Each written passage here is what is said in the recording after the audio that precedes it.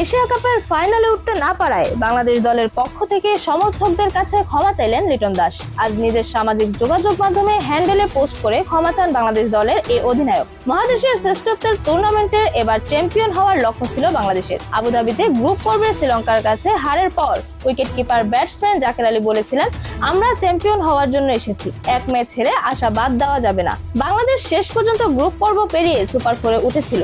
সেখানে পাকিস্তানের বিপক্ষে অলিখিত সেমিফাইনালে 11 রানের হারে বিদায় নিতে হয়। সেই ম্যাচে দুর্দান্ত বোলিং করলেও বাজে ব্যাটিং করায় পাকিস্তানের 135 রানের সংগ্রহ টপকে যেতে পারেনি বাংলাদেশ। পাকিস্তান ফাইনালে উঠলেও ভারতের কাছে হেরে রানার্স আপ হয়।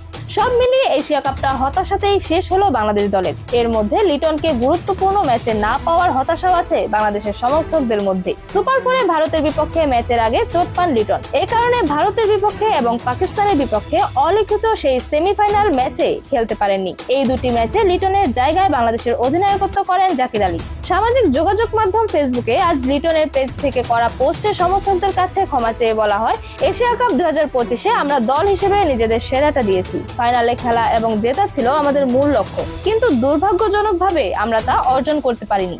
দল হিসেবে আমরা বাংলাদেশের সব অনুরাগী সমর্থকদের কাছে আন্তরিকভাবে ক্ষমা প্রার্থনা করছি। লিটনের নিজের চোট এবং গুরুত্বপূর্ণ দুটি ম্যাচ খেলতে না পারার বিষয়ে একই পোস্টে লেখা হয়, ব্যক্তিগতভাবে চোটের কারণে শেষ দুটি ম্যাচে খেলতে না পারাটা ছিল ভীষণ কষ্টের। একই কারণে আসন্ন আফগানিস্তান সিরিজেও অংশ নিতে পারবো না।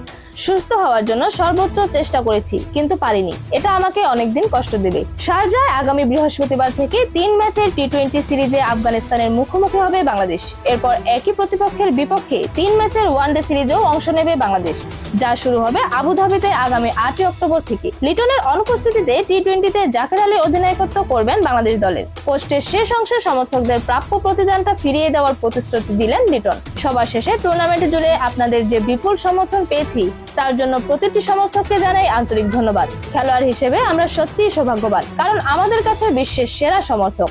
আশা করি দ্রুতই আপনাদের প্রাপ্যটা আমরা ফিরিয়ে দিতে পারবো। এরকমই আরো নতুন নতুন খেলার আপডেট পেতে অবশ্যই চ্যানেলটি সাবস্ক্রাইব করে রাখুন। ধন্যবাদ। Flavours news.